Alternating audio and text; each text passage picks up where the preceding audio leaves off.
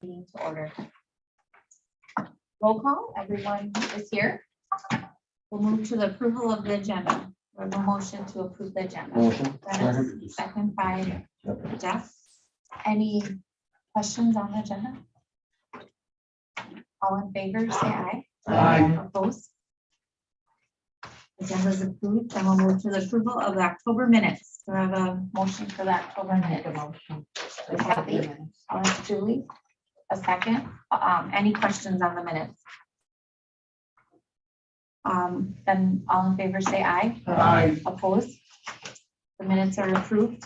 Citizen input, do we have any citizen input at this time? Then we'll move to the 2022 budget adjustments. Cindy, I'll let you take over from here. Yep. Right, so in front of you, you have a sheet that looks like this. It has some blue,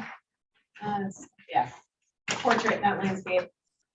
So every year, what we do is in November, we finalize those changes that happen throughout the year that I report to you. And we never do it early in the year because they continue throughout the year. So these are the final changes to the 2022 budgets. Okay, so the top one that you have in front of you is WIC. And in that top right corner, that box will show you the changes that we've made. So we have added 2,792 to wages, 214 to Social Security, 182 to retirement, 119 to workman's comp, 976 to health, insurance, 23 to dental, 120 in our contracted services, and 1,500 to the office supply category.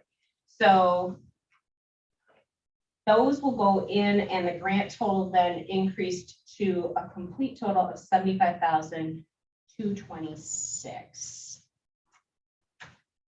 And that grant is about the only one left in our pot that is not fully spent down yet, but will be by the end of this month probably. Next page, that is children and youth with special health care needs. And in 2022, we had predicted we would get about 1,500 to 1,800 from this. I think it was 1,500, and we received nothing. They cut this grant out completely. So those totals that you see in that top box are a decrease because grant total was 0 on that one. On the next page, grant number is 54104. That is our lead grant. We had a total increase of $40. So that $40 was added into supplies. Lead pencil? Right, yes, absolutely. That one is always our lowest amount grant. So that one, like I said, it came up to a total of $1,940. If you flip the page one more time, the 54108, that is MCH, which is maternal and child health. And we had a decrease in that one as well. We received less money than what was predicted. So we decreased our travel expenses by 128 and educational materials or supplies by 246. Our total grant amount came in at 11,876 for that grant. And then finally, the very last page would be our VFC, which is Vaccines for Children program. It's number 54114. And we received 425 in wages extra, 33 for Social Security, 28 for retirement, 16 for workman's comp. Health insurance was an increase of 84, dental of $4, office supplies 200, travel expenses 29, and clinic supplies 300. So the total grant for this one was $6,619. Any questions on those adjustments? Will be written into a resolution for county board this month and taken care of by finance. All right, moving along, I'm going to do just a couple of COVID updates for you. So COVID continues to stay pretty steady where it's been at over the last month. This past week, we had 14 active cases. We had a total of about 24 for the week. and we've been averaging somewhere between 20 and 30 cases a week. Our 2 contact tracers continue to handle that for us. Vaccinations have been going well as far as the booster. We offer those booster clinics every Tuesday afternoon from 1 to 4, and each of those clinics has been full. So we're averaging about 54 people every Tuesday coming in for those shots. We are not seeing a lot of first and second doses, so we aren't having new people choose to be vaccinated very often. And we also are not offering it to the pediatric population at this time. Questions on COVID?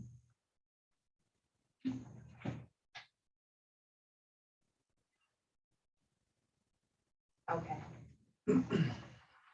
Next thing on the agenda would be the MCH Edinburgh prenatal postnatal depression screening policy. I think you guys all got that in your email. So this policy, we are asking you to look at and then sign into our active policies here. This pertains to our maternal and child health grant. And this past year, so in 2022, that grant specifically looked at perinatal depression and how we could address that. It was a topic that we weren't really addressing very much in our prenatal care coordination. And so with our mental health being one of our highest needs in this county, this was something that was recommended by the state to have in place for every pregnant person that we see. So what this policy basically says is that for each prenatal care coordination client that Allie sees, and for every new pregnancy or post-pregnancy that goes through the WIC department, we will do a depression scale on them. About on average, 65% of all women go through some form of postpartum depression or perinatal depression. So this screen is put into place to catch that. We will continue that grant work into 2023. So once this scale is put in place and used, then we're gonna, our next part of the grant is to work with behavioral health to have a referral system so that we have an easy way to get people who are found to have depression some services within our county. Any questions on that policy? It's a pretty simple thing. The scale is about 10 questions for people. Very easy to use, not real invasive. You know, it's not a threatening kind of tool that is going to be proposed to pregnant women. So do we need to make a motion on this? Yes. Okay, so then, and then you want me to sign it? Yeah. Okay, so at this time, do I have a motion to approve? Make a motion to approve. And then do I have a second? I'll second. All in favor, say aye. Aye. Opposed? Okay, so this is, I'm gonna sign this right away. Thank you. Do you, Scott, did you want me to date it today or not? Yeah, that's fine. It's the 15th, right? Correct. Yes. So here's this. Thank you. Yep. All right, next up, we're going to move on to that monthly report that we review. So at the top of it, you'll see that with caseload actually, I think has been kind of slowly edging up each month. We're up a few there.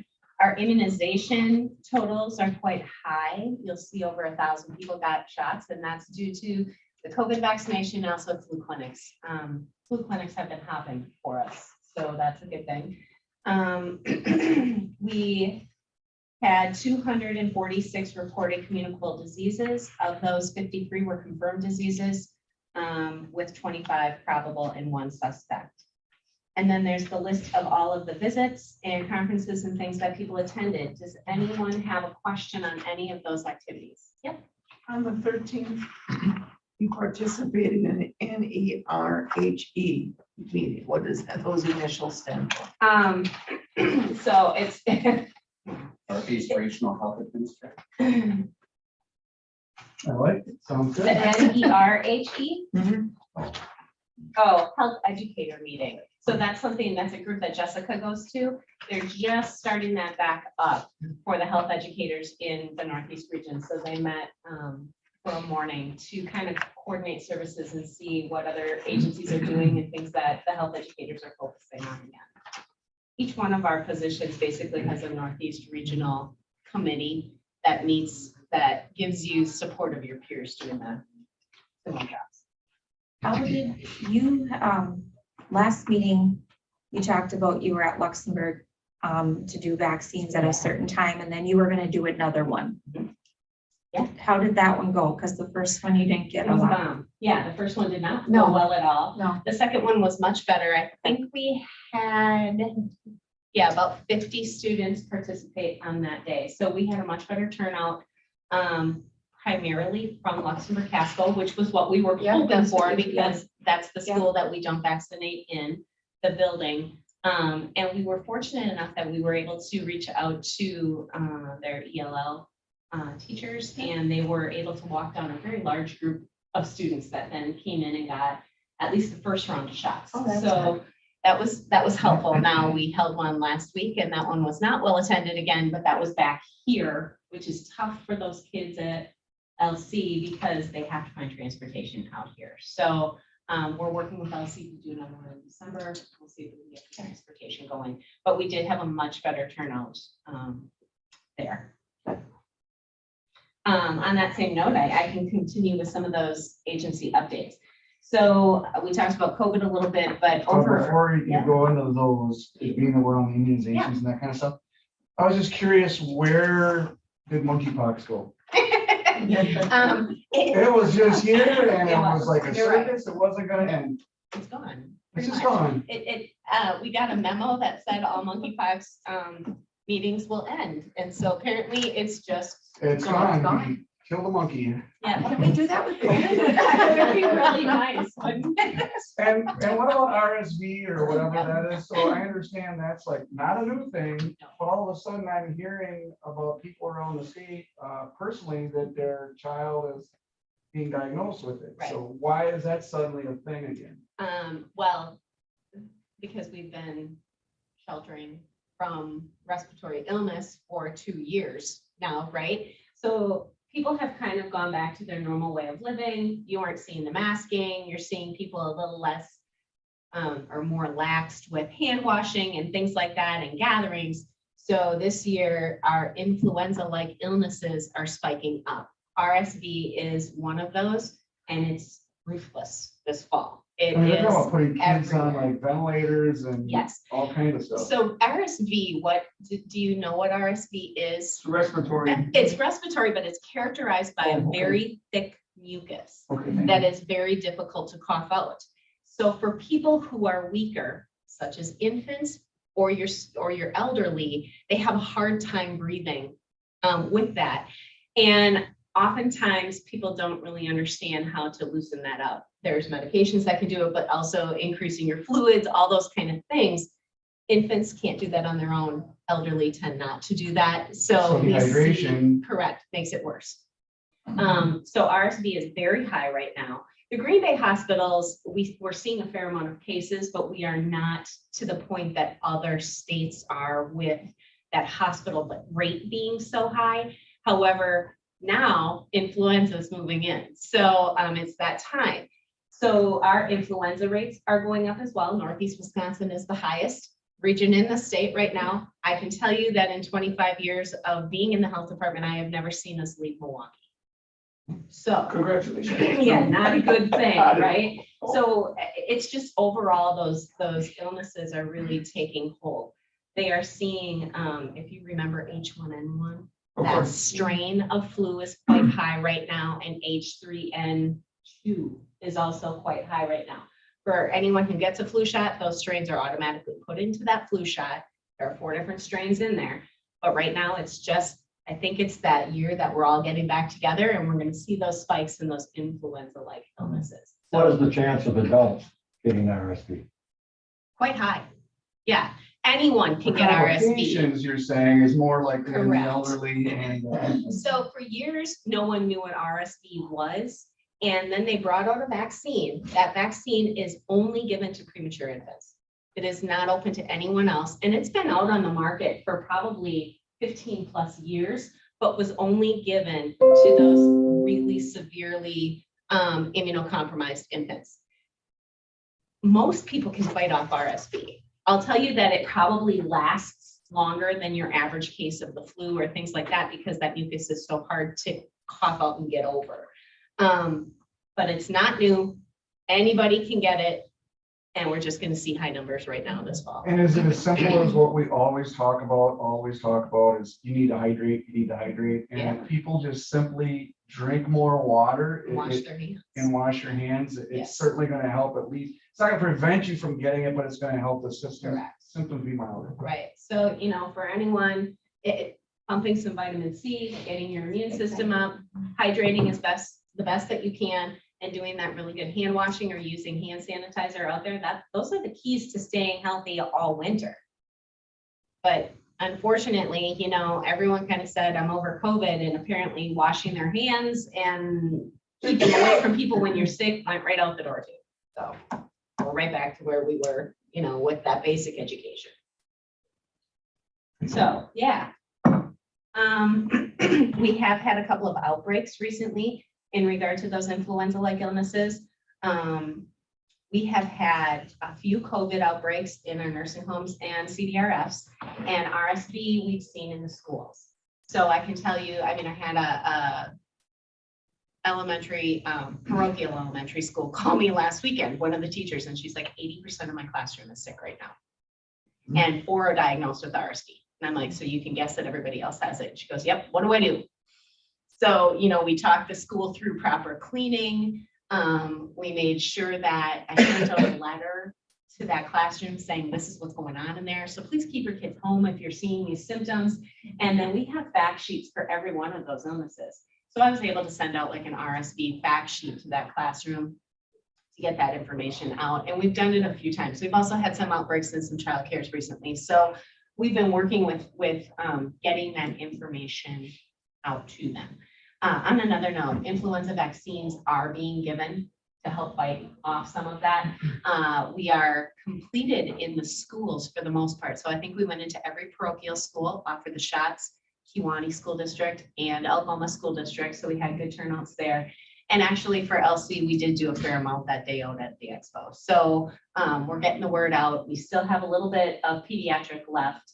And then for our adult population, like I said, the flu vaccine clinics have been going very well. And we have actually reordered vaccine twice this fall because we've run low. So we'll continue to work on that until we run out of vaccine.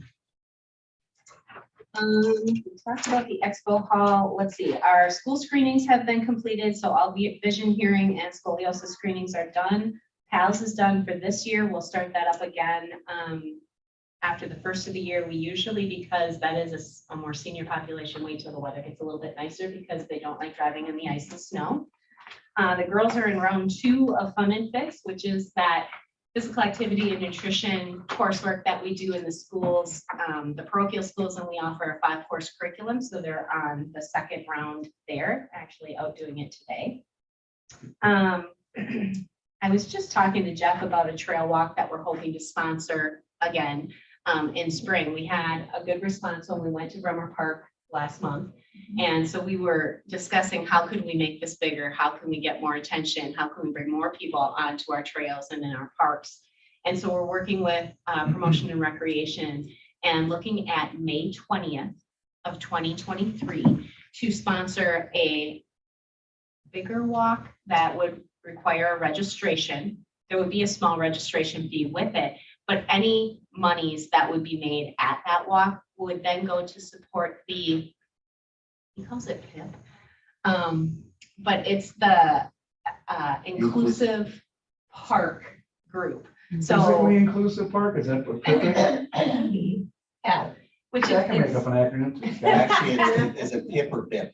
I forget. It was, It's it's Bremer Park Inclusive there Playground. you go, Bill. Okay. Oh, it's BPIP. It was so close. But anyway, it's a group that's organized to raise some money to get an inclusive park put in at Bremer Park. This inclusive park would be supportive of kids with special needs. So Have that's you what we're hoping to do. considered, I know Bellin is usually really big on that sort of thing, so T-shirts and sponsors Yeah, on that, and so- you could get local area business. We introduced the thought yesterday to our nutrition and physical activity work group. We do have Bellin that sits on that, so I'm hoping to tap into Bellin there, but I don't know that we'll let it go at that. Maybe we'll dip into Purveyor for something as well. Is that? And That that might might be be willing really- to too. Yeah, right, Exactly. exactly. You know what I mean? Yeah. Because you got the children's here now in St. Bees, and that's like big. Like Right. they do that walk at Children's Hospital in Milwaukee. Mhm. Cindy, is that gonna be May 20th? May 20th, which is a Saturday, and it's the week prior to Memorial Day weekend. So we're trying to get it where the weather's warm enough, but we're trying to avoid the craziness of summer where, you know, when you look at summer overall, every single weekend has some kind of activity that is already booked, and we don't want to step on anyone's toes. And we don't want to be in competition with any of that. So, you know, obviously the first year might be a little bit stronger or smaller, but if we can hopefully partner with the city and maybe the chamber and things like that, we can look at. And then find an organization that would maybe do like a broad fry or something at the Correct. end. Yes, Start at the park. Maybe you could get like Dworak would sponsor a bus, and everybody has their car parked at the clock, but the bus would take them down to the starting line oh, that's a at the good park. idea. and Yeah. then walk into town, Right. and then have a fundraiser for whoever wants to put the broad fry on. So Correct. you're ending in town? Or you're ending? Possibly, unless we can come up with a great loop. So we have to play with that thought a little bit to see if we can loop it back or if we would stop in the city. It could go either way. We want it to be long enough, not too long, but we would also like to have the families with those special needs kids be able to participate. So not, When you know, if you go on your businesses, you know, you got a couple businesses in town with their foods and that, so yeah. right. So, Great idea. all right. So that's.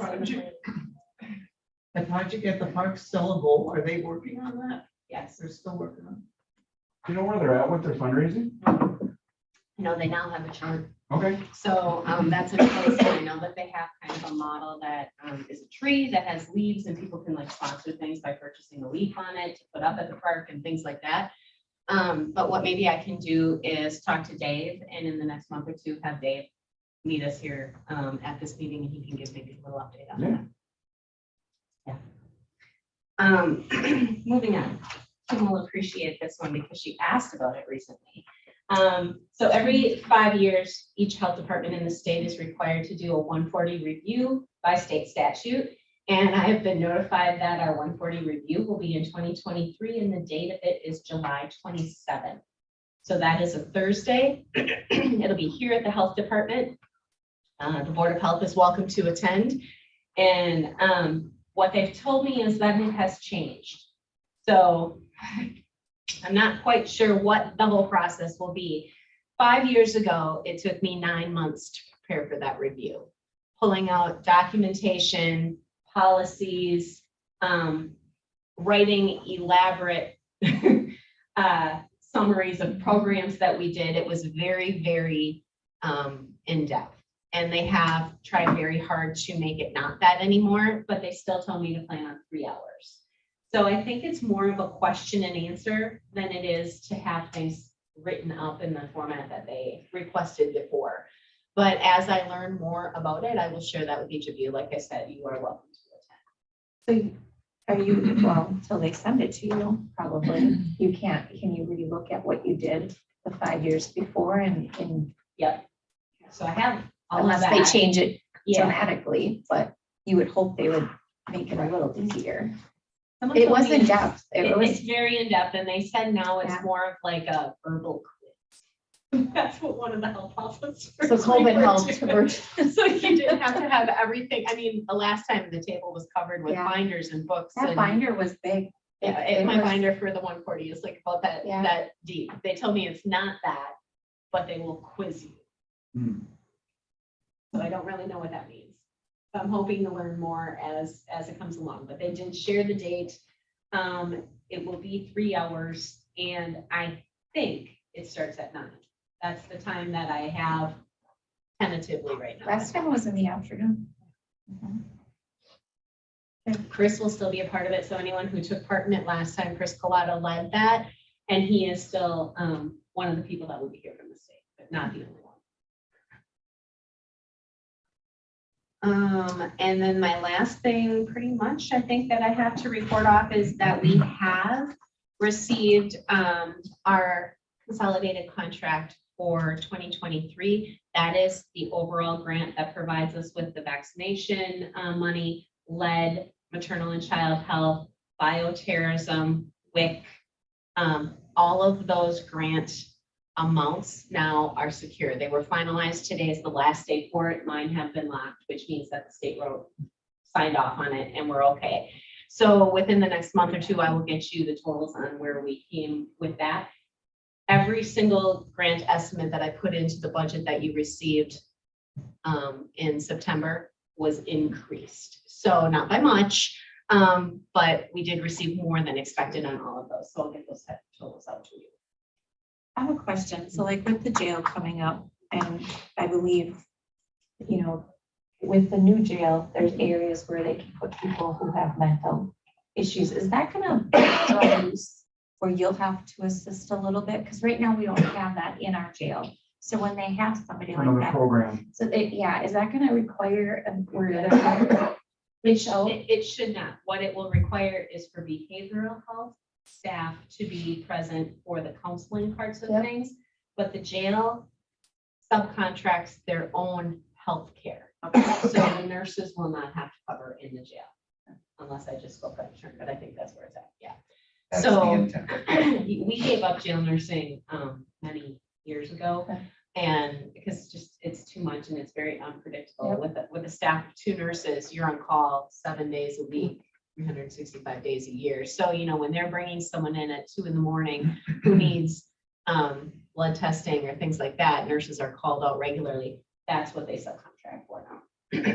Yeah. How did clean sweep go? Clean sweep went very well.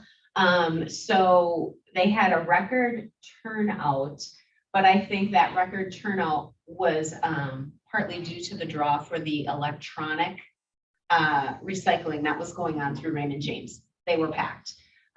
We had a little bit less as far as the sharps collection that we normally do. So typically I take in about 3 cases of sharps, and this time was about 1.5 cases that we took back. It was around 30 containers. The sheriff's department with their drug collection was at around 50 pounds of drugs that they took back. That was down as well. I want to say we were closer to 90 pounds last year. I think we had almost 2 full boxes last year. We were at about 1.25 boxes box and a half. So, but it was still very effective. They liked the fairgrounds as a site. And I think that with maybe some thought and redirecting traffic inside, we can work that a little bit better. The one complaint that we did have was that traffic was out onto 3rd Street in Luxembourg and blocking some of the homes and the driveways and things like that. I can attest, I got there at 7:45 and I couldn't get in the fairgrounds and I was stuck.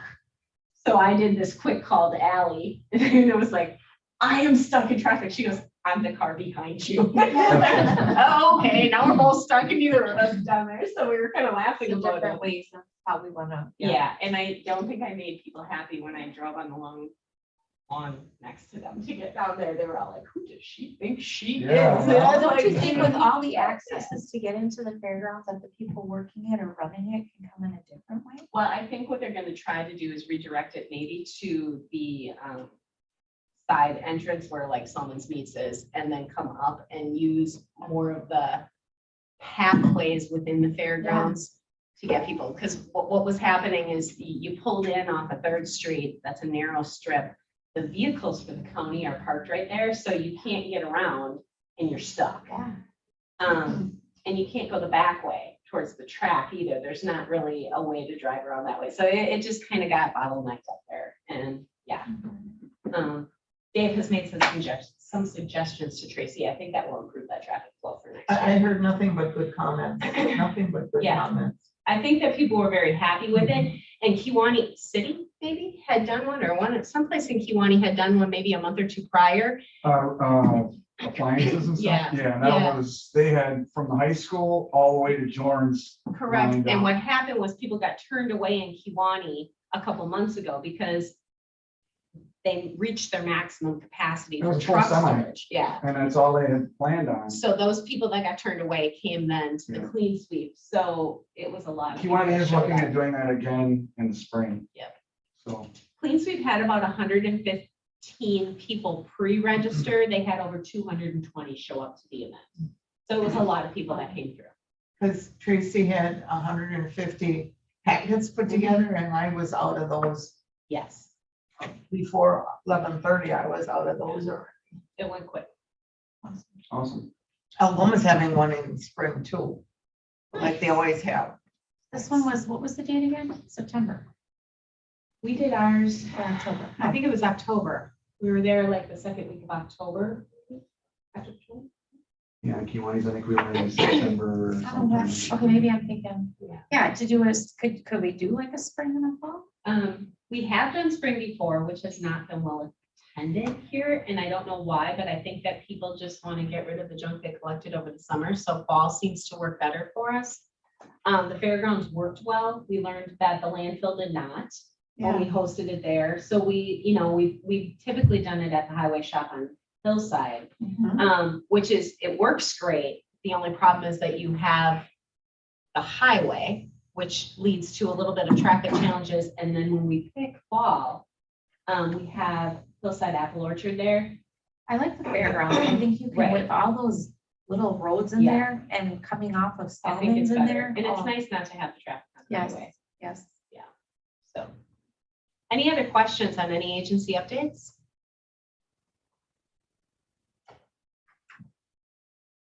Okay, financial reports, you have 2 months worth. I always tell you that I'm like, we're always a week ahead of where Paul's at, but today's the 15th, so I got it this morning, so we can do 2 Hot off months. the press. So for September and October, the things that you will notice on these is that for the most part, in the 54100 category, which is the general tax levy for county nurse,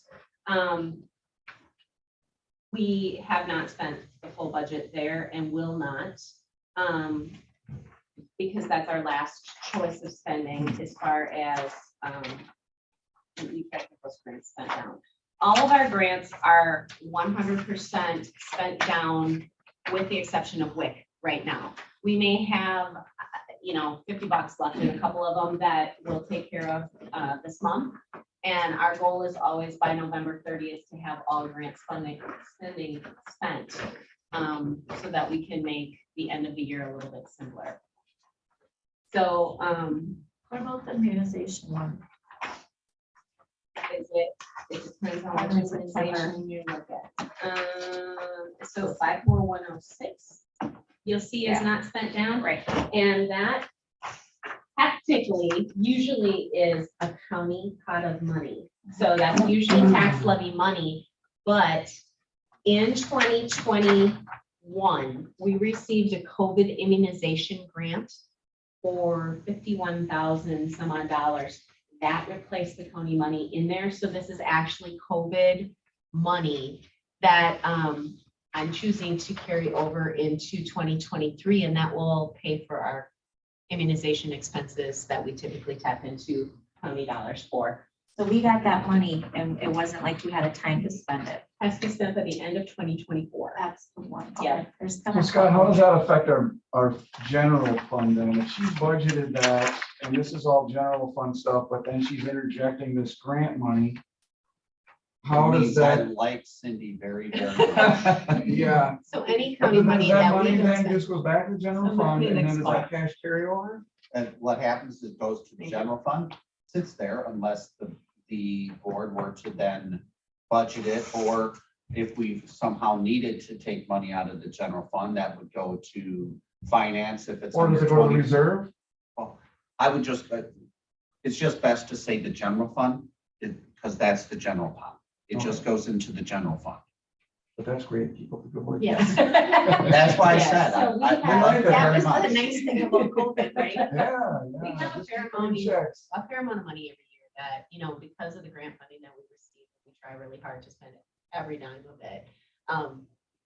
Our goal is always to leave the county tax dollars till the end of the year and see what we need. You'll see us spend a little bit in the month of December because our goal is to spend down for, by the end of November, all of those grants. So, yeah, there will be a fair amount of money that is given back at the end of the year.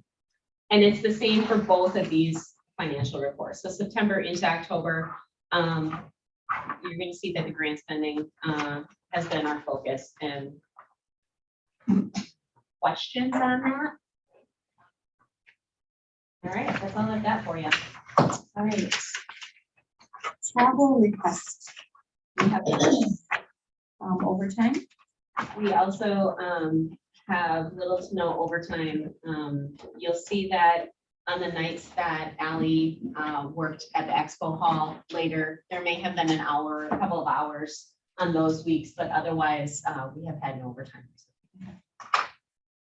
Cindy, just a question, will you be doing the giving tree again? Yes, good thing to bring up. So the giving tree, which is the Sarah Malay tree, it's in honor of Sarah, one of our former coworkers, will be going up next week. So we're gonna put it up on that Wednesday before Thanksgiving, and then it will open up on that Monday for donations following Thanksgiving, and it'll go through the end of December. So December 31st, at that time, then the health department will sort out the donations, both financial and food, and we'll divide that equally between the 3 food pantries in the county. So a third of it will go to the Kewaunee County Food Pantry, a third goes to Lakeshore, which is Holy Rosary, and then a third will go to the Luxembourg Casco Market's Food Pantry. So we'll divide that up at the end of the holiday season. But yes, we will be doing that. We just met last week. Flyers will go out at the grocery stores in the next week or so. We have some posters that are going to be going up, and we're hoping to get some news releases and things out. Any other matters anyone wants to discuss? I did see, I was at Bell and Health yesterday, and your newsletter was out there, the front and back. The Christmas one? Yeah. Yeah. Can the committee get that? Oh, absolutely. Do we have I extra think I copies asked, right now? I picked one up yesterday, Yeah. we can do that. but those are helpful. I Yes. like those. All right. And I think I asked once before, and Yeah, absolutely. We can make sure that you get those. So they're done, I believe, every other month. Ally puts those together, and it's just kind of an agency update on all of the different programs. this one had a nice dip on it. Yeah. Gingerbread. Oh, yeah, Rachel's always got a Maybe recipe. When she does it that month, we'll just have them handed out at meetings. so then- Yeah, and she just read them out last week. So, yep, That'll work. There weren't many left there, Bell, either. really. Well, that's good to know. Maybe we need to increase that. Where do they all go? You have them at bottom? We bring them to all of the clinics. We bring them to the libraries. We have child cares, I believe, get some of them. I think we would distribute them to any parent newsletter that goes home with the schools. Thing also. Oh, perfect. What about the pharmacy? You got one of these? I had the big one. Yes. I had that one. Yep. Thank you. Somebody at one of the last meetings was talking about Luxembourg Castle or Luxembourg Pharmacy, how helpful they were. Yeah, Well, I had to go there to get some medication, and you're right, they were very helpful there. yeah, even at all the pharmacies. All of our pharmacies are really good about it. They get those to the pharmacies. Awesome. All right. I just like that. Thank you. newsletter, 'cause there's always tidbits in there.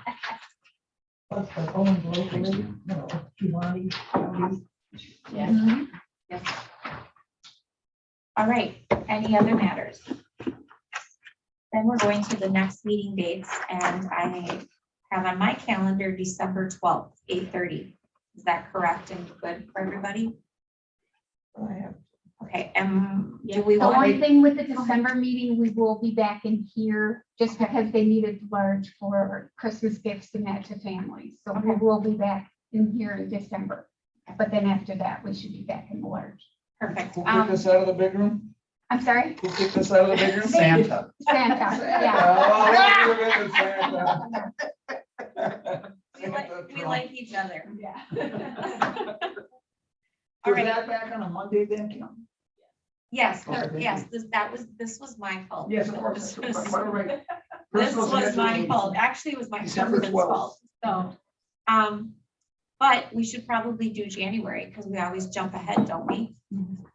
Not that I want to jump into the next year, but it'd probably be January 9th. If that's okay with everyone at 8:30 Monday, okay?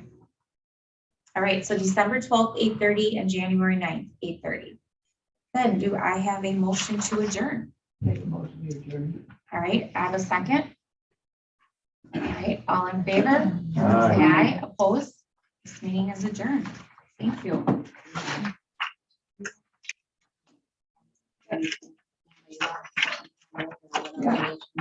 That'd be great.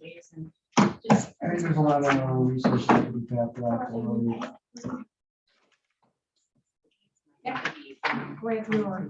You know, just. Yeah.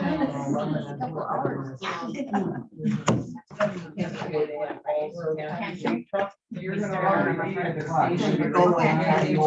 Right there. I mean, it's just full volume traffic. You know, another one that does a lot is channel. You got real pants on. You know, I know that. Why? Foxy Life. Whoa. Yeah, you gotta have them on standby. Okay, so that's the one. I guess so. I'm watching and they do a lot of- Yes, I went out to the vehicle to scrape snow a little early. Then I stopped my dad and talked to him. I think that that's a pretty fair cost for everybody. Yeah, I think so. I mean, that's the kind of thing you should be able to get a lot of people around. Especially the big money ticket ones like the health industry, they all money. We'll work on. They always. She has the yogurt with avocado and melon.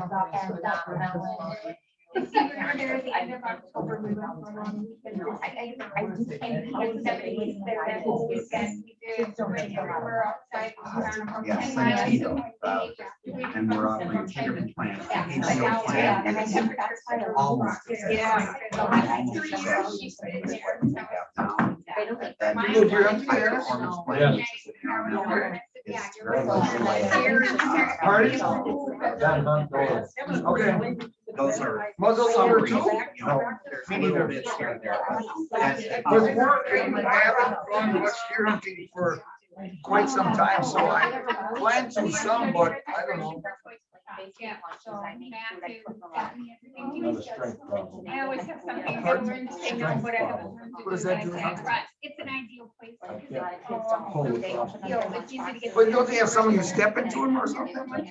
You still can't do that. I mean, it's a little bit of work, but Oh, then- okay. Some have a crane kind, I heard. You can't do that either? I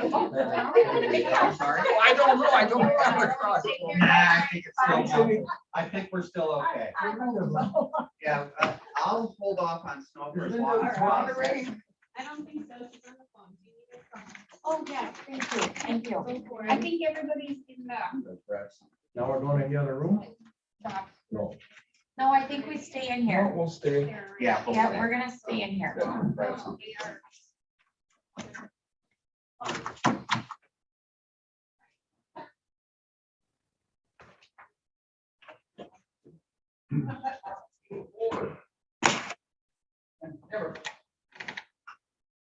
We're gonna get some and coordinate. No problem. I like to do that kind of stuff. Okay.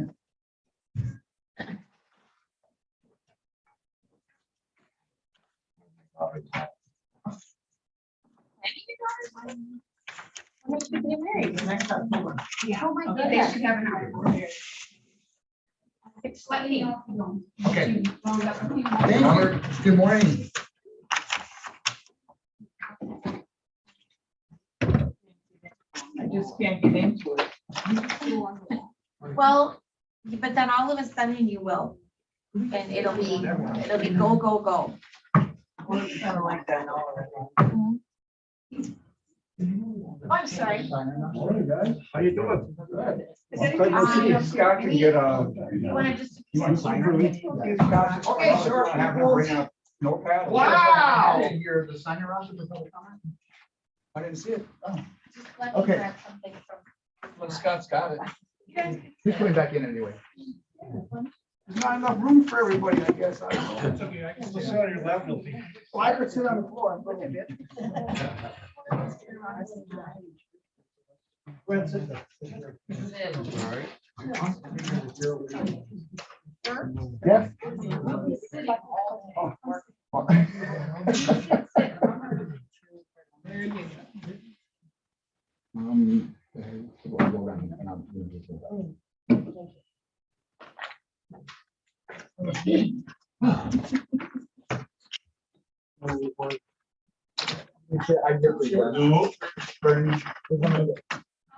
Here, we'll give you my pen.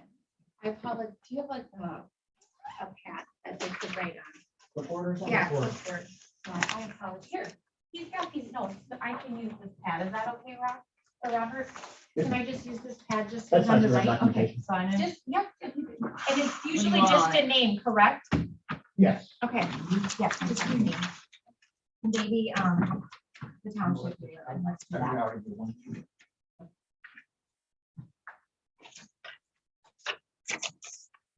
Township Montpelier. So, not only live in Good. I'll just let you work your way around and then it'll come back. Thing, stack in the back.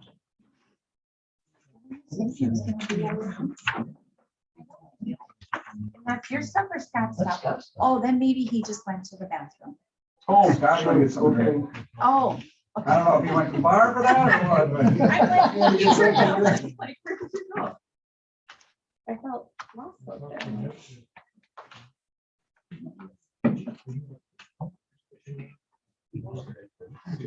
Mhm.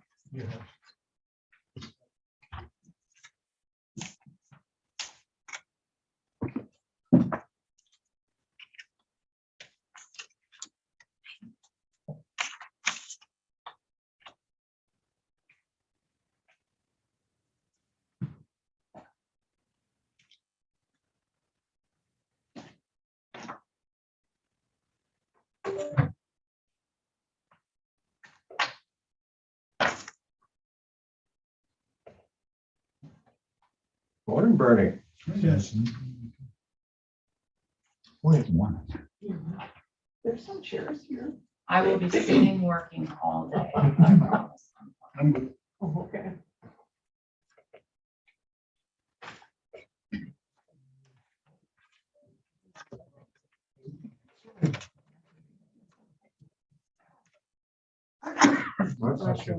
Thank you all. You're welcome. Thank you. Yes. I'm sorry.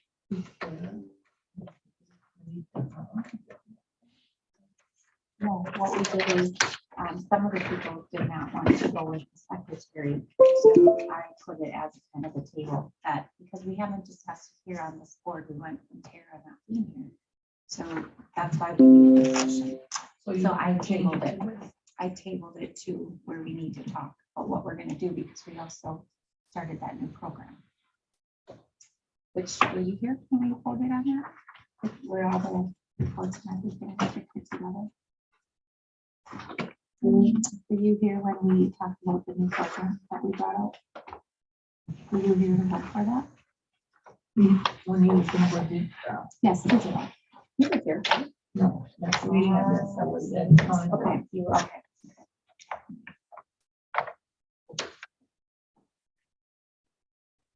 I missed that meeting, September meeting. Yes.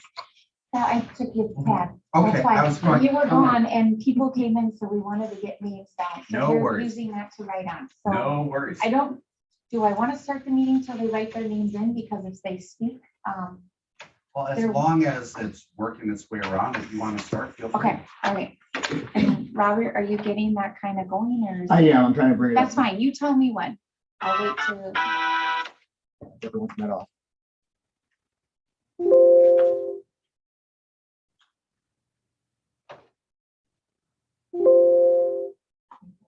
Oh, really? What a football game last night, huh? What an upset.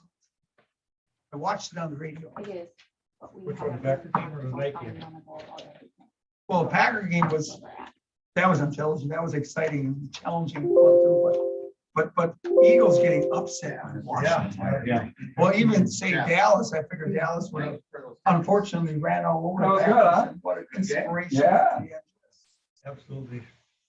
It was probably a quiet bus ride Yeah, home so for the Cowboys fans. but- Yeah, But but a a lot buddy of of things are mine, much. he's Good. actually from Dallas. He goes, You you still want to have it? actually be able to show up No, because I he thought did that that they're last gonna year, win too. this time. Well, I can't Even bring it some up. years, So is the game gonna be on I ran out of TV here. Thursday I night? hear you. Is it? It is. On channel 11? Yeah. 26. We lost 26. several members. Yeah, I know. Because usually all I know. Thursday night games on that We prime still big. got 130 Franklin. They're working, we only got 92 left. Robert, can you get it pulled We up? got or no? 73. No, it's not allowing me to get it into the. Have a paper on the agenda, because my phone is not allowing me to have it. And the I young can follow people you don't instead of involve follow. themselves in anything, do they really? Well, we did when we were young. We might have been involved. You know, Yes, of course. We know there's some seniors that are going into service and we'll sponsor that. True, wonderful, of course. Hold on, let me see. I mean, we got quite a few like Wacker. Let me do this, let me tap over here and go Someone into comes, my some don't. one shiny and see if I can pull it up. All over. Basic. Yeah, younger kids, they're working, they got families. And then I'll pull it up off of that. Oh, I can't get it on yours, it won't allow me to do it. So I'm struggling. Numbers. Okay. And pretty much. I'm not seeing all that. Yeah, I can get it here, I think. Okay. I'm working on it. That's why I'm still trying to get the PowerPoint. Trying to attend this. Don't know what That's the that is. problem. The people are dying faster than they're coming in. And at this time of year, yeah. How many do you get to the regular meetings then? I could average probably around 40 of the veterans. Okay, that's good. You get 40 in a meeting, And monthly then meeting? we also got auxiliary, Okay. 2 different rooms. Okay, And okay. the ladies usually have anywhere from 25 to 30. That's wonderful, sure. Jeff, where are you in? Which station? 29. Oh, you're 29? Yeah, so we get like 12. Yeah. Plus the auxiliary. Yeah, We get about 30-ish, 35. 40-ish, I'm sorry, 35-ish, right? I can't get into But the Vietnam veterans are all getting older. Okay, Robert, I'm. And older fast. You're getting going second. No, I don't have time to get old. Can't get it on, so we're not gonna be able to. Oh, Ross. That's what I just texted. Yeah. Are you? But yes, I talking don't YouTube have wise? the air It's still to on. run like I used to, and my lungs aren't the same. Are as you when I talking was about sharing your 25. screen? A document's not opening, sir.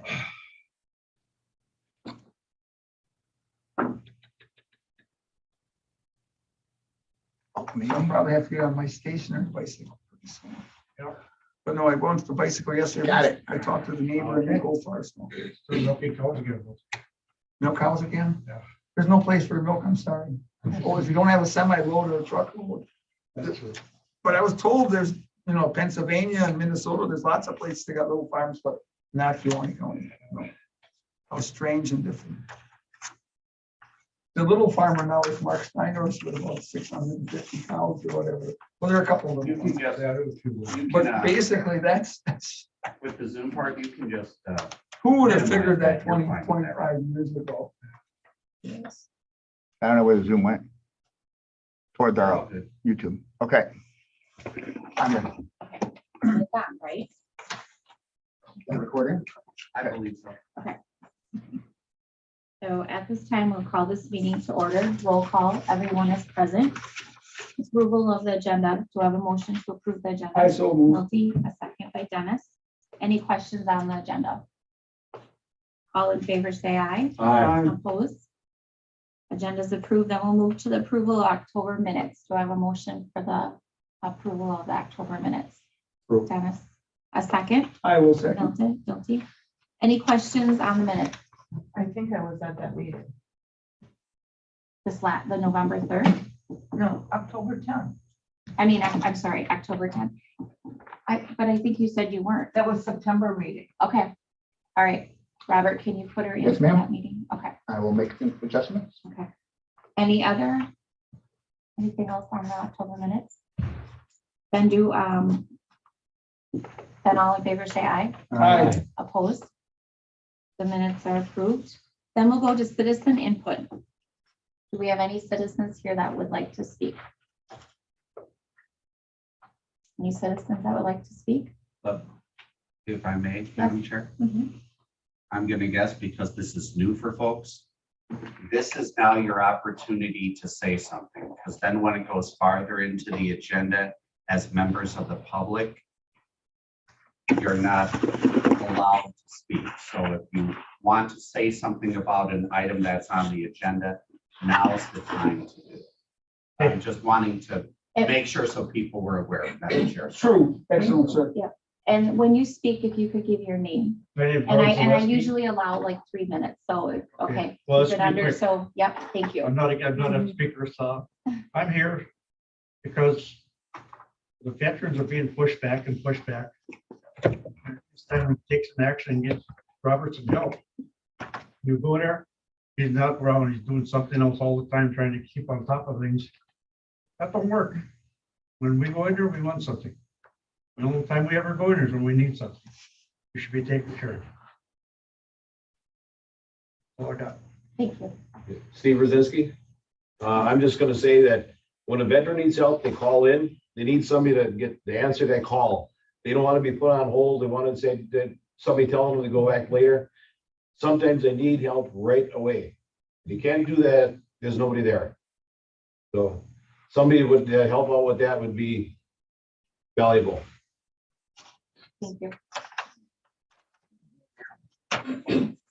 Bernard Leroy, Sorry.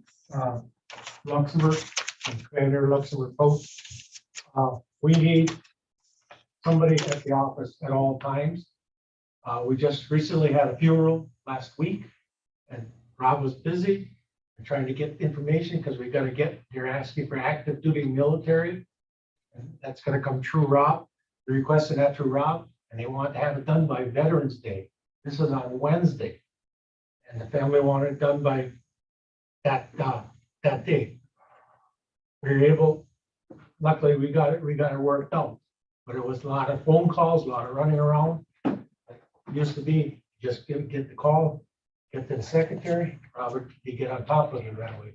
So my final thing is all of the veterans fought for your freedom. It's time that they get some support back from the government. Thank you. I'm John Van Bonner from the village of Bellevue. I was in Brown County Veterans VA. And I couldn't get anything done then. And 2 years ago, I transferred here and Rob has been a delight to work with. He's always there. He's there to answer questions. And I mean, he needs help, you know, on a night or day, he is always available. And I mean, I've had some numerous medical issues in the last 2 years, and he's been on top of it. And he definitely needs help.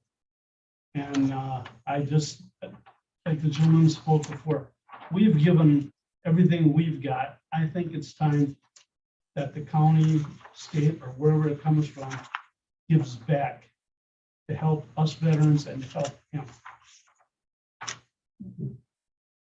Janice Gilbertson, I'm the spouse of a veteran. Rob's done a lot for Rod. I mean, he noticed he had hearing aids and wanted to get a hearing disability. So he was right on that. And so it's been really great working with Rob. But what I want to address is the aging population in Kewaunee County. So what does that mean? It means our veterans are also getting older. And as they get older, they're going to need more services. So Rob's going to be busier than ever. And as a spouse of a veteran, if your husband served during wartime or your spouse served during wartime, these different time periods, you qualify for benefits, especially if your husband winds up in a care facility or you wind up in a care facility, or if they get deceased. So there's going to be a lot more demand on the veteran office for services for this population. And of the 27% in Kewaunee County that are over 60, 19% of those already live in poverty. So these veterans' families are going to need assistance. And if you don't have somebody to talk to, how do you know you qualify for these? So that's all I got to say. Thank you. Christy Ellison, Montpelier. As the spouse of a very recently deceased veteran in August, I got to Rob through a VSO in New York because my son was active duty. When I found Rob, my paperwork was done immediately. While we were talking, there was no one to answer the phone. He was being very responsive as he could with some other veterans that were calling in. I worked at Fort Bragg as a government civilian for 12 years while we were stationed there. And I was the only nurse in our cardiac cath lab, which means when I went on vacation, nobody got a heart cath. Our motto there was one deep is none, one is none. It's going to be a little bit hard for him to be responsive, never being able to take vacation or to have someone just to cover the phones. And I will also tell you that on the listserv that I'm on right now for work, I'm watching some veterans' wives in other states who are struggling and can't even get VSOs to respond. The fact that we have somebody that's so responsive and that's able to cover all of our needs, and you're right, there's just going to be more of us. I think he needs help. I think that's only fair. And I appreciate and your sincerity. You have all my sympathy for your loss. Okay? Wasn't expected. I was the past commander for 262, and I buried 87 funerals. I also want to bring attention that I have letters from all the posts in Kewaunee County. All right? And if anything happens to this gentleman, we can't go to Brown County or Manitowoc because we belong in Kewaunee County and we cannot go outside that county unless we transfer in like he did because he didn't get the support. And I'm surprised at that because Joe Ollie is always on top of things. But he's got so damn many people in his, I mean, he's got over 500 members. We've got 138, Bernie? 142. 142 members. And they're all old. They're not gonna go to another county because this is where they live. This is the support they got from Rob. So these are letters from all the folks. They're behind him 100%, and so am I. So I make a motion that we should have a secretary for Rob.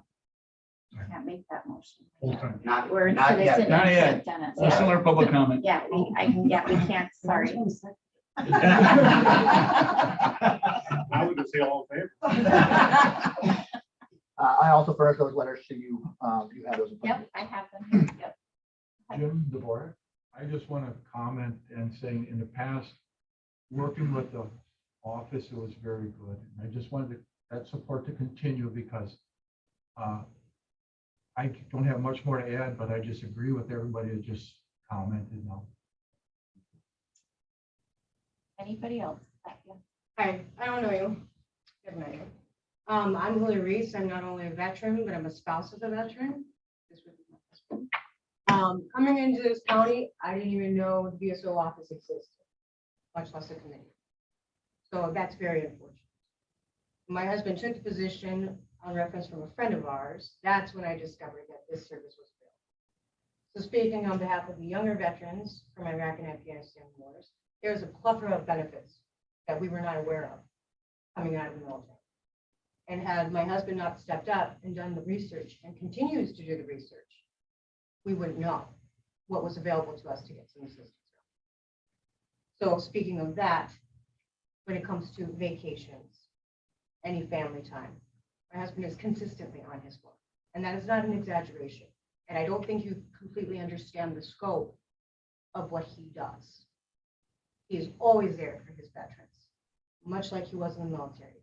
It has not changed for them. So having a support unit, an administrative person who can take those phone calls and offer basic information for these veterans about what their benefits are, which I guarantee you my husband will give her or him that information because those are ever changing. That would be extremely beneficial to this community. So I think that as a committee, as the head of this committee, it's important that you get out there, bring awareness to these situations so that he has the support he needs. Because it's very unfortunate that I personally, I can't speak for everyone, didn't even know you existed. It's very unfortunate. And I will tell you that my husband has garnered more veterans, gathered this community together with veterans in this county so that he could provide them the support they needed. Veterans that don't know this benefit exists. And that's really sad. But he's come in here, he's given us 150%. And as a spouse, watching him work that hard, watching him grieve the loss of his veterans when they pass away, watching him walk widows through those processes, whether they be male or female, it's taxing on him too. So to have that support element would be very, very nice. And I think I can speak for everyone when I say that Rob does a great thing for your community. And so if you care about your community, if you want them taken care of, if you want them to be joined together, you need to put someone in there to give him the support he needs. Any other questions? Right, so then at this moment. Okay, citizen input is done, so we'll move to the 2022 budget adjustments. So, oh, sorry, Robert. My phone just jumped, so now I just lost it. We're on, Yep. Hold on. monthly reports. Technology, you guys. And I just lost.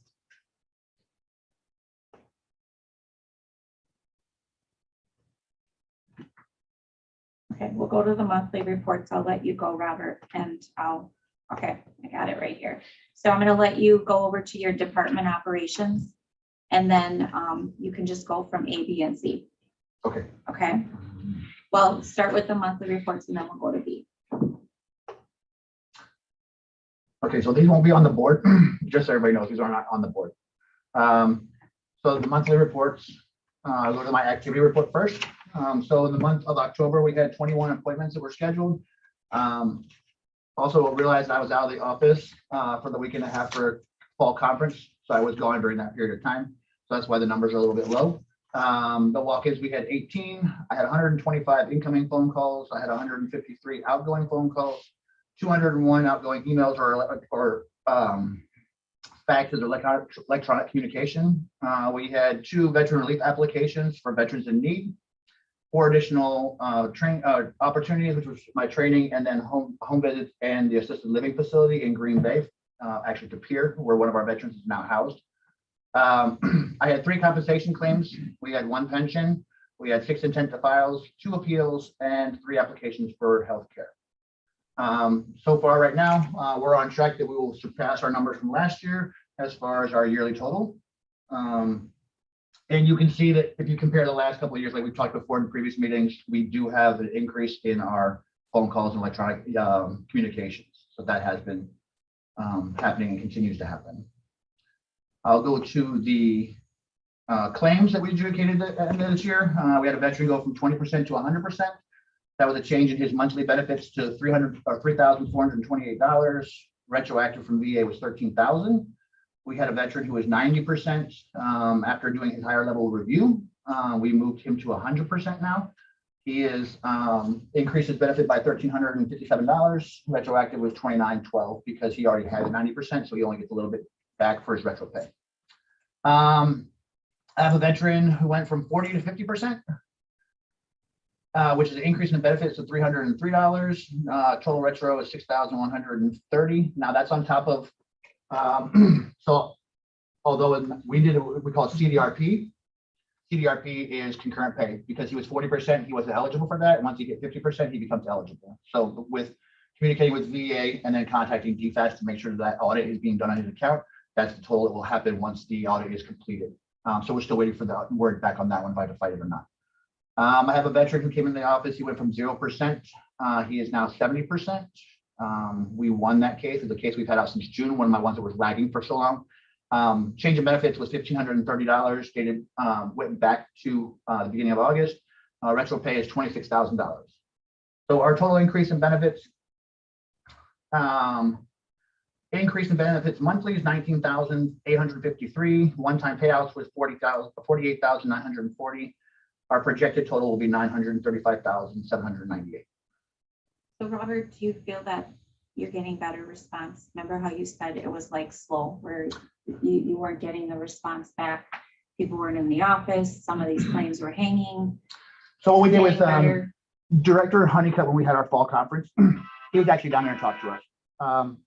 Wisconsin, the region in Wisconsin for us is #1 in the nation right now. For adjudication of claims. Our CVSOs are the top 3 for the entire United States. our CBO's organization as far as quality of claims. He hired 125 new people, and that's their ongoing process is to hire more. So I feel that his response in trying to pull claims in, we do have a liaison, a CMA, which his name is Victor. I contact him constantly about the claims that are out there hanging. And he's very responsive on trying to pull those claims back into, if he can, into Milwaukee region, because we can get them done faster. National work queue is a national work queue, unfortunately. So yes, I have been getting a better response. We do have some hotlines that have been opened up for us, which is great. I still have claims that are hanging out there. And the PAC Act has slowed things down. I'm seeing an increase on that though. It's going faster since October-ish. We're starting to see a trend. It was 143 days per case. We're now down to 126 days per case.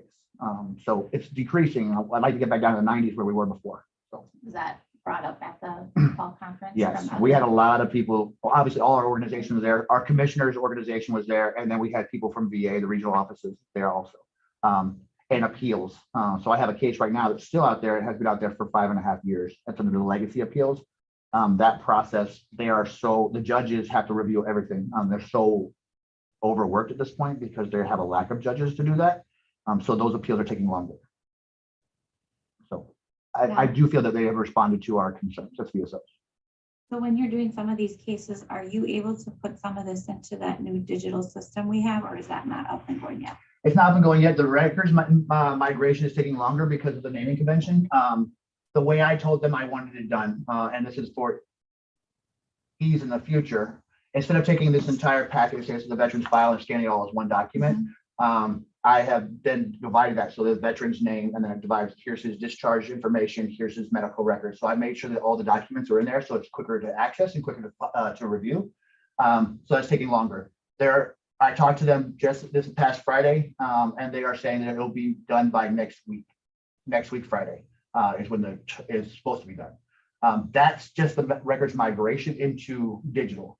And then VetraSpec will take that information and then migrate it into the new software. So that's not going to actually come to fruition probably till mid-December. That's the timeline we're looking at right now. Right now, Taylor Technologies, which is the ones who own VetraSpec, they've, I won't say bit off more than they can chew, but there's been a large outcry to that software because they've done a lot of training on it and showing our VSOs how to use it and the new stuff that's coming out. So there's been a lot of veterans VSOs in different counties now are switched over to it also. So the migration process, although we were one of the first to jump on the bandwagon to get the new stuff in, that's slowing them down to have to get technicians in there to actually migrate it. So mid-December is what I'm looking at, Kim. I don't know if that's going to come to fruition yet or not. It's really based on them. Okay, perfect. Thank you. You're welcome. So that leads me to my year-to-date totals.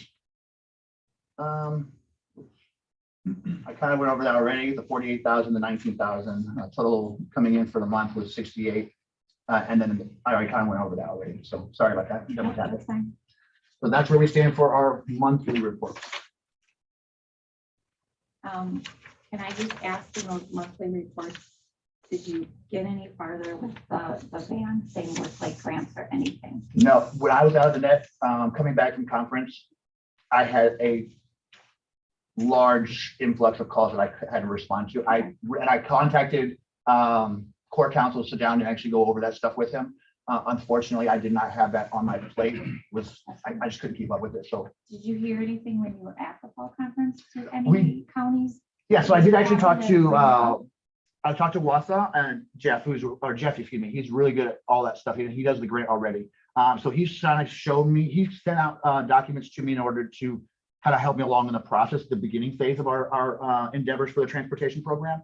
I have all that in the office. I did talk to WDVA on how that grant would work and the potential money that would come into it. I just haven't got down to the legalities on who covers the insurance, which, what Jeff brought up last time. I haven't gotten down to those infinite details yet. I just haven't had time. So I'm hoping to have, I know it's supposed to brief you guys this month. I know it was on my plate, but I'm hoping to brief you in December, if that's okay with you. Yep, that's fine. Okay, we'll move to the administrative position.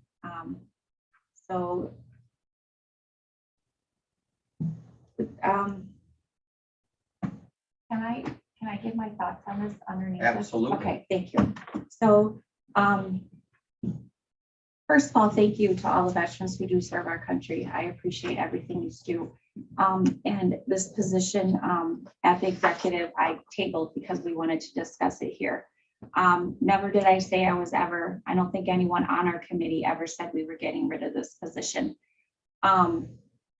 Just that there was some changes and things brought to our attention earlier. Tara is gone. Tara was our secretary and she did a fabulous job. I think everyone knows Tara. She was in the office every single day. Robert, you had been working from home at times. When Tara left, I was not notified. I did not know that Tara had left. When I did find out, Robert was brought in, back into the office. Because if no one's there, how do you find service, correct? So that was the awareness that was brought to me. Was I unaware of some things? Yes, but I don't believe it was all my fault that I was unaware of. When I became aware, I took action along with people on this board. I do believe we need a secretary. I do believe we need an assistant. And I guess, Robert, that's where I'm reaching out to you because we also, I believe it's been probably a year ago that we brought up, we know that youth need assistance. We know that we need help getting youth people to a doctor appointment or whatever. We have been working on that. So can we tie this assistant in with something like that? These are all options. And it's not just something where we can just go hire. There are some new things that we're thinking about doing. We started the new program. So I guess I'm reaching out to you, Robert, too, as in, is there something we can work with in this assistant position that we could tie it in with the van and everything possibly? Would that assistant be able to stay in the office if you were to take that veteran to that appointment, which you already are doing anyway? So not much different, just that somebody would stay back in the office. What are your thoughts on that? So currently, and when I go through the presentation too, so to answer your question is yes, that can be incorporated in there. Tara, when she was there, did a lot of that when the veterans would call and say, hey, Rob, can you, and she would reach out to me, or she would come in the office and say, hey, Rob, can you take this veteran so-and-so and so-and-so. A lot of times, especially when they're going on to Milwaukee and stuff like that, I took those on myself because it was hard to find veterans who would actually give a ride to Milwaukee in our community. Yeah. So I always put those longer drives going to Toma, going to Milwaukee on myself to do, and to Green Bay. So yes, Tara's position, she did that. That's part of her responsibility was to manage that also. With the reformation of the transportation program going strictly for our veterans into our office, that would be a total separate calendar in the CVSO calendar. So that would be, here's what he or she would manage also on top of that, on top of the calls and the other stuff that has to happen. That would just add more stuff to their plate and also onto my plate for the transportation portion and then coordinating with the different drivers.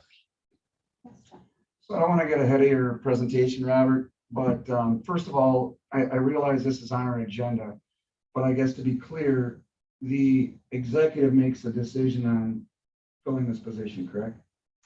Yes, we have to give And we're a just simply solid, trying to make a recommendation from our committee to the executive. So I understand the executive and the board as a whole, if a position becomes vacant, we look at the budget, we look at, do we need to refill that position? That's the right thing to do, right? Anytime there is a vacancy, do we need to restructure?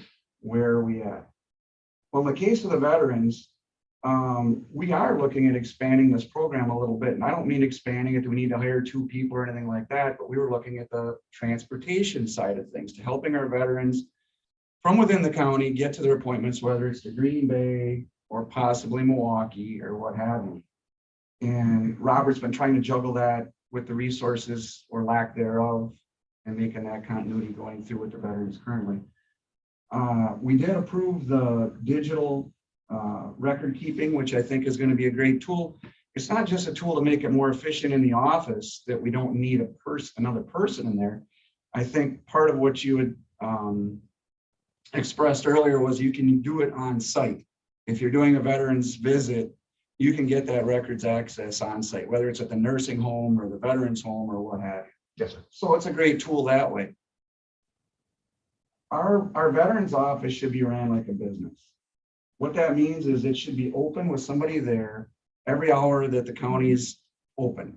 8 to 4, or whatever the county hours are. Someone should be in that office, with the exception of maybe lunch. So that covers your vacation, that covers your veterans visits, transportation, or however that transportation is gonna be. Someone's gonna be there, not somebody down the hall saying, oh, I'm taking the calls for the veterans office. We'll have somebody get back to you. No, the veterans need some answers.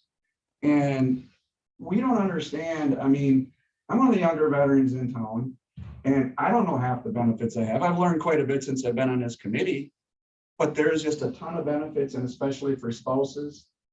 Their spouse dies, the veteran, and then the spouse is sitting there and pretty much feels they don't have anything. They don't have a clue. They just think, I'm gonna plug along.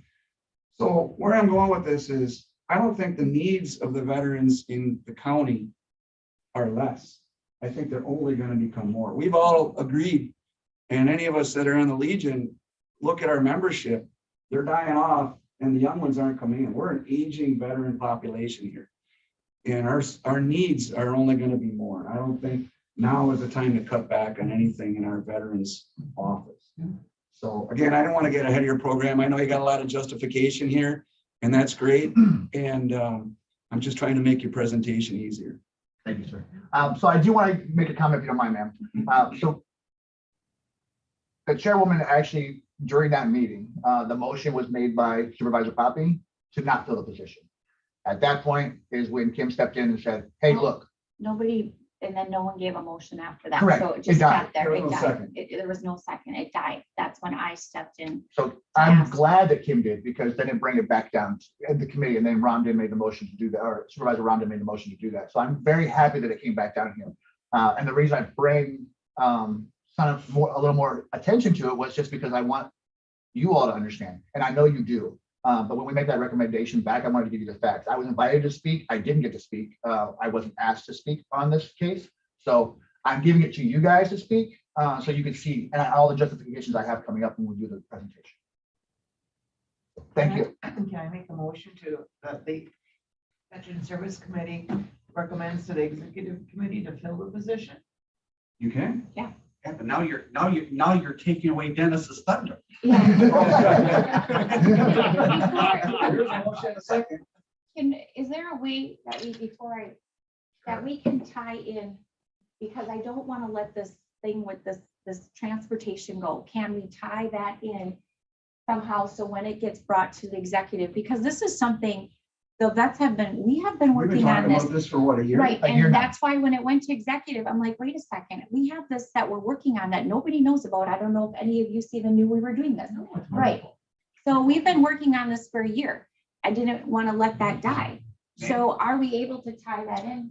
Certainly, Madam Chair. My suggestion is this, only because you don't want to convolute the motion too much. Right. As a suggestion, because you have the authority, is that a motion and a second to recommend that position be filled. But and you can say at both the meeting as you're saying here, and it doesn't necessarily have to be a motion. I think that Mr. Stearns is able to glean very clearly that this committee wants to make sure that the administrative assistant position will be an integral part of this transportation initiative. So you've directed him. You don't have to necessarily do it through a motion. You can just say, this is what we want, make sure it's in the minutes so there's a record that you are directing the CVSO to do X, Y, and Z. It's now in the minutes. There is now a record. If he is not understanding what you're saying, then I think he has a problem with the English language. So what I'll do is, on top of that, what I will do is, I did furnish it to the executive committee what the task for administrative assistant is. I will add that on there, the additional task for the transportation portion of the calendar. So there's a documentation on what those tasks would be. And then also on the presentation, I will then include the amount of hours that would be spent on doing that in order to justify the position. So. And just to clarify that a little bit, Robert, so it's not that we're just looking at, because some board members may say, oh, we're trying to expand it. We were looking at making it smaller. I think what we're trying to do is accommodate the needs. Yes. Right? That's the language that we're looking at. We're trying to accommodate the needs by implementing this transportation segment of that. And it's something we talked about, you're right, a year ago, It's been a actually, year. like December would be a year. And you all asked me what was the biggest need in the county, and that was my first thing, the transportation one, because ties the office down a lot too. So I agree with you. I will definitely word it correctly. I will send it out to you before the meeting, so that way y'all can take a look at it if you'd like to change the language at all. Of course, I appreciate your input. And not only that, when you put together the qualifications or requirements of the administrative assistant, you can definitely put something in there about that transportation program. Correct. That's part of the job description. So Motion and second. I had a motion that we get this, right? Linda was the first. Sorry, Excuse Dennis. me, Like, was Rob gonna give some more presentation or is he? Well, we have a motion and a second on the floor. Of course, of course. yeah. Well, my question is Rob gonna give more presentation or? Usually the with motion, emphasis- well, the motion's been made, the second has been made, so then they have to do discussion and then a vote. After that, I do have more to I add. thought you did, sir. Okay, we can vote first. Okay, I'm so trying to wrap up. I just want to clarify, Linda was the first, Yes, ma'am. Dennis was the second. So all in favor, say aye. Aye. Opposed? So it is passed. So then if you want to make those clarifications in that, Robert. Sure okay? will. And then at this point, do you want to talk about anything of that program, or do you feel we hit I think you. one of the We still I- listening. two of the? Excuse me, Dennis. Yes, I need to excuse myself now. I had a doctor's appointment, 11 o'clock in the VA. Okay. Do you need a And I ride? have another meeting at 10 o'clock. I got 10 horses up there. Okay, So, I Thank mean, you, Dennis. this is just the basic stuff. yes. Information that we provided to your, from our office, the information that we provided to you guys, showing how we transformed that document from 2015. This was 2016 when Jane took it over, and this was 2019 when I took it over, to kind of show how I've transformed, to try to show you guys exactly what the office does every time. Now, what I wanted to bring to your attention, and I think that some people on the executive committee and the board don't understand, is those were just the things that we all sat down in the committee and said, hey, Robert, I want to look at how many claims there are, how many attempts there are. So that was something we decided.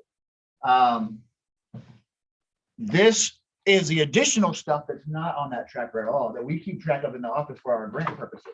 So these are all the additional tasks that are being done by the office in a monthly basis. There's a total of 225 additional tasks outside of what is actually tracked on our document itself, that I track. So the CVSO position itself,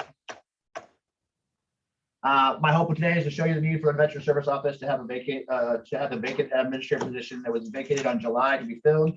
The CVSO is a full-time position in and by itself. This position requires the VSO to leave the office and conduct home visits. We all know that. So what I want to do is kind of break down the hours.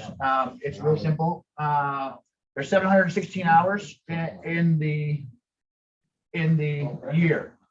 It's 80 hours per work period. Out of those, after you get rid of sick time, vacation time, lunches and breaks, is 1,476 hours. Now, by regulation, 1,250 of those have to be spent in my office with veterans, or taking care of veterans' needs outside the office. So if you look at it, I kind of showed it, I have the spreadsheets I gave you all. I know I like spreadsheets. I'm a diehard for it just because of the military. It's just something we always did. It kind of shows the numbers. So in-person appointments this year was 462 hours, walk-ins appointments 323. What I'm trying to show here in all this documentation is the fact that just on the stuff that we track that I present to you guys, I've already exceeded my limit for the year. I'd have to close the office right now. I'm salary. We all know that too. And I take it personal and on a professional note that I answer my phone calls and I talk to people on the weekends and on night times just because that's what I need to do for our veteran population. Some of them work till 5 o'clock. They don't get into my office. I make those exceptions because that's what we need to do. And during church. 280 hours of work left for the year that can be utilized, which means I'll be short after vacations and everything else, 153 hours. I only provide this information. Whoops. That's the breakdown if y'all wanted to know. It's also in your packets. So the way I figured it out, I went to the VA to find out how long it takes to do claims. So here's your scheduled appointment. The initial appointment is about 1 hour and 45 minutes. That's to get the veteran's story, kind of go over their documentation, what we need. Then we do the follow-up appointment, which is after I already prepare all the documents. And after the appointments, then you come down to discovery and research.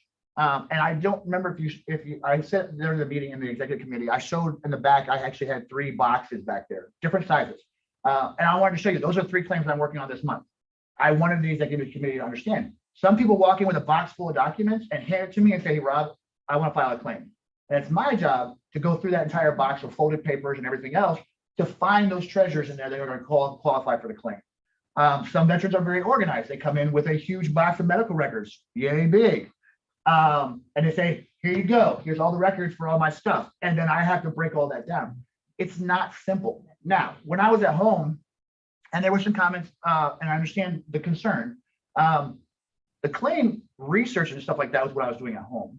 When the veterans would schedule appointments and when Tara was there to schedule the appointments, I would go, the research part, I go out and just spread everything out, put sticking tabs on everything. That part was what I was doing at home, not missing the appointments. And if there was an appointment, I would come into the office. We changed that. That was something that the administrator had said I could do. We modified that after Tara left the office, and I'm okay with that. So that myself, those, that's 3 hours worth of work that you're doing. And I don't think people truly understand. And even though we changed the median, now it's going to be all digital for the most part, except for when the veterans come in the boxes. It makes it easier for me to then take this with me wherever I go in order to do that research when I'm having the conversations with people. Can I interrupt you for a second, Robert? Sure. So you still have, okay, we're getting away from the old file, right? Your Correct. filing cabinet. Yes, sir. But you get this box that comes in of all the stuff, then that has to be digitized, scanned in to the system. So you're still labor intensive on that stuff. Correct. So although, Just so people don't think that a magic fairy just puts it away. no, and what happens in like a lot of the records you get, if you ever saw the old medical records, they have the little teeth things on there. You put them on there, and okay, so when the veteran comes in and gives that to us, then we have to take all that apart and make sure it's all separated, and then we scan it all. That's what I'm doing now is scanning documents as veterans walk in. Instead of them giving me the records, I just scan it right then and there while we're having our meeting. I put it on the little, hit the button, and it scans it into a secure drive, and then I have to later on go back and divide that up. But you're right, that's extra. That's work, not as much as filing it all and trying to divide it that way. It's just now digital. But it's not gonna change. It will not. I'm a realtor. I can tell you, like he did, I like everything right in front of me, black and white. So you're gonna have the veterans that are gonna come in the box. Even after you go digital, you go whatever, you're still gonna have those veterans that are walking in there saying, come on, help me. And you're still gonna have to do all that work, no matter what you do digital. Correct. Plus, you gotta do digital. Yeah. So what I found in the last 3 veterans have come in the office this month, the new veterans who just come out there in county, they have a CD now when they get out of the service. They bring a CD and on there, their ALTA records are all separated by ailments, by surgeries, by images, x-rays, the whole 9 yards, which is really nice. But it's secure and I have to transfer that over. Anyway, so I'm getting ahead of myself, I'm sorry. So this was kind of a breakdown. That's what I did. If you look up there, it tells you the call. I moved. So this is just casework itself for me. This casework. I did.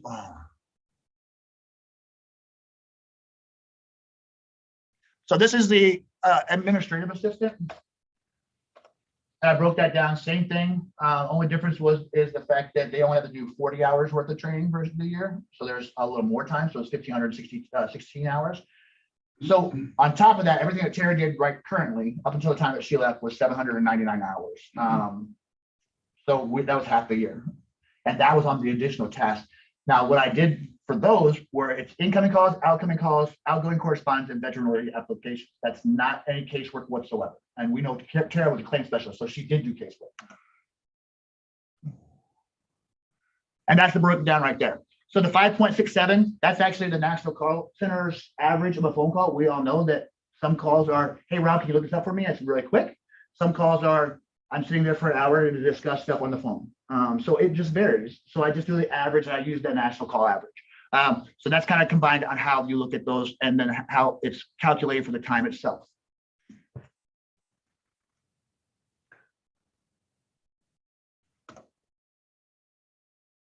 And that shows you that there's 2,000. So this is combined. And this is if we went to a part-time person. This is everything that would have to be done just on casework with the administrative portion on there too, which is 2,683 hours currently. That's 2 full-time people without adding anything on for our transportation. So I do think it's a viable option. I do think that I'm hoping you all see the work that gets put into the office. And based on the motion, obviously, I also did this before the motion, but okay. So can you clarify that? So we were looking at part-time, full-time. I know there was discussion at executive that, okay, let's take this position down to part-time. Correct. I'm guessing your argument is going to be put forward as a full-time. Yes. And so having that justification is going to be big. I mean, if we can get through executive, then it's up to the finance committee to figure out how to pay for it. Which started approved. Yeah. So there you go. So the only stepping stone at this point, obviously, based on your all's conversation today and the veteran support and everything, is then the executive committee has to make that motion. The budget was approved and passed with the position. In fact, it was approved with the claim specialist position in there, not the administrative assistant, which actually saves the county money because it's actually $3 less an hour than it was before. Is this executive committee open to the public as well? Yes. December Unless they're in 5th. full session, but yeah. No, it's been open. When is that? I can. December 5th. December 5th, 1700. And so I just want to say one more thing. Back in summer is when things kind of opened up to me where I was receiving phone calls from veterans and of things going on in the office. And we did bring you back into the office, Robert. And one thing I did look at is being on the health department, all of our health people are in the office. When people come and they have a mental illness or they need a vaccine or whatever it might be, there's somebody always there to assist. A veteran called me a couple of weeks ago and we talked and they were, upset that Tara had left. She was a great person to work with. But they said, when she did leave or she had to leave early, no one was there. There'd be a sign that hung up. So I think one of the big goals here, and then to take it to executive, is that with hiring somebody, that there is always a person there. Just like I said earlier. It's run, it's a someone's business, gotta be in it's that gotta be office. there. And if I know that you took your work at home, but having that work there, those veterans, when they're coming, sometimes veterans, from my understanding and from what I've heard since summer and the phone calls I received, is some veterans, they used to just show up. You don't make a phone call, you just come, you want an answer. And there were times that Tara wasn't there. They had to walk to the next window. So putting this position back in and finding somebody is where everyone is in that office. It's like the health department. You're running it the whole time. When somebody comes for their health, there's somebody there. When somebody comes as a veteran, somebody's there. And that's what I'm looking for. Yes, ma'am. And Charles, let you finish. And so that was my, my last, comment on this. So I don't think everyone sees what our board, and I'm very proud of what our board has done. I mean, we have talked about many, many different things throughout the year of changes we wanted to make, upgrade. And when Tara did leave, it was an adjustment. We had to think about a lot of things. How were we going to do this? The new digital system came aboard. Was there an option of possibly could we do part-time? But then we also knew that we were looking at this transportation system that many people do not know about, but has been I think our board has pushed very hard about this. Many, many times we're asking Robert, how far have you gotten on this? So it's something that's a passion on our board that we've brought to attention for everybody. So Yes. So just that being said, I just wanted to finalize on that, but thank you. I'm sorry, can I? No. I can't. No, public comment's done. So on that, I did make some changes in the office. So when I'm now out of the office, like for now, because there's no way upstairs. So I did put in 2 different locations in the building that has a sign that says if I have to go on visits to homes or nursing homes and stuff like that. So there's one at the end of the hallway on my board, and there's also one on the door with my business cards. So that way the community can know there's going to be times I'm out of the office. That has to happen. I've been hurt. I've been hurt when you're not there. There's a sign. And that's why I really pushing that it's going to be in the office. Right. And normally when Tara was here, we tried our best to mitigate the time that the office was actually closed. Yeah. There was times that there's other concerns, which I discussed behind closed doors, not out here. But yes, that's the overall goal, is to make sure that someone is there at all times to help my veterans or to help the committee and the veterans in our community when I'm not there. Like now. Yep. And then if you are to take visits, that someone is there. Correct. Just from, like I said, the phone calls that I've received was spontaneous. They come in and they want something, and who's there? So that, and they might not, they had the, yep, I'm coming, and no one was there. So now, forget it. I'm not going to come back. Yes, ma'am. So that is where I'm pushing that to get to that executive is that just like the health department, those doors are open from 8 to 5. And when you walk in that door, somebody's there. Yeah. And that's what I want, because that's where I'm pushing when it gets to that executive. So, Yes, ma'am. So the documentation I provided you guys, the letters and everything from the Legions and the VFW, very supportive, obviously. And not taking away from anything the committee has done. I just want to give you a full snapshot of what the community is saying, as well as why I feel the justifications for it. I'll modify that for you to actually take back to the executive. all right, so we're done with that. We're gonna go to the document scanning timeline, but we kind of talked about that before, that we're looking at December. Yes, ma'am. So we'll talk about that at the next meeting, Okay. at that point. So, and can I just, we're coming up to travel, I guess I just would like to ask, how did your conference go? I know. Wonderful. There's a lot of changes in VA, and a lot of moving. So they're trying to specify different areas where I have veterans who are Blue Water or Agent Orange, boots on ground. We have the Parkinson's, which came out as new, and they're actually putting in different regions to do those casework. That makes it a little easier for us to navigate because I can have a direct contact with a different region versus it being just pulled all over the United States somewhere. So it's easier and more things. So there was a lot of talk on that one. There was a couple of talks on changes for Hearing for Heroes. That's a program that supports our organization. They're coming out with new phones and stuff like that, and flip phones for those that are can link to their Bluetooth hearing aids and stuff like that. So new programs that came out. Overall, the meeting itself and getting our Wisconsin Commissioners Organization back online, because they've been, since COVID, they stopped. Very, very important. So I feel that the legalities, the laws, the class that we did, awesome. I'm glad I went and attended instead of doing it virtually. Virtually, I wouldn't have got what the experience I had. This is the first virtual, correct? This is the Last first. fall was virtual. Yep, last fall was virtual. This will be the first one we actually did in person. I tried to stay virtual as much as possible because I don't want to bring anything back. I think it floats. Yeah, it's whatever. We had this in health. So. All right, so any more travel notifications that were nothing? Nothing, ma'am. Nothing on the board. Overtime? Nothing. Nope. Any such matters, any other topics you like to talk about? No, I pretty much exhausted the time. I just wanted to cover real quick the PAC Act. I have been going to all the Legions and the VFWs this month, and getting back into those to give briefings on the PAC Act and the Camp Lejeune water exposures and stuff, just to give them information on the changes in the law and who's eligible for it. I do small 15-minute presentations at each one. I still have 2 more to do. Casco was last night, so I still have Algoma, and then I have Kewaunee. Yeah, I have to do Kewaunee because they were on the 1st, and I didn't realize it was November 1st. It was the first Tuesday too. So I did. Where is it?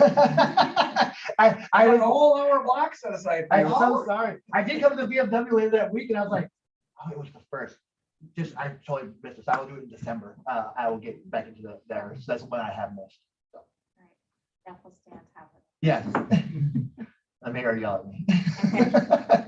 So the next meeting I have is December 12th. So then we'll look at that document scanning at that point and see how things are going. And then could we then at that point, let's look into the van, see how things are going, what Yes, you ma'am. come up with. Okay, we can put that on there. I did schedule, so December 12th will follow health. Okay. And then I did schedule the next meeting. I jumped into January right away. Right. The 9th, following health again. Okay. On that Monday, the 9th. I have nothing on my calendar. All right, perfect. Then I'm looking for a motion to adjourn. Job first. I guess I have to Lindsay, second a because second. they're all Yes, left. there's nobody left. I don't like to do them. All in favor, say aye. Aye. Opposed. Meeting is adjourned.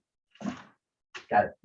Okay, and then Thanks, just, everyone, for I'll coming. let you write that stuff in for executive, which would be in December. Okay. I'll word it, and I'm always somebody who overwords. So if you want us to look at it, please just If you can shoot it to me, Sure. please, You and want then, on email. Do you want an email? yep, shoot it to me on that, and yep, and then I can Yeah, do it respond back backwards. to you. And if you wanna, put it for the whole committee, then they see it. Okay. Especially, I know Linda would love to see it, and Dennis, so, Absolutely. yep, and then if they wanna come to that executive, that's fine. Okay. I appreciate y'all's support. Thank you for coming out. I really do. Thank you so much. We appreciate. Yeah. One day, we'll Others that are really- Yes. I think she's losing her mind.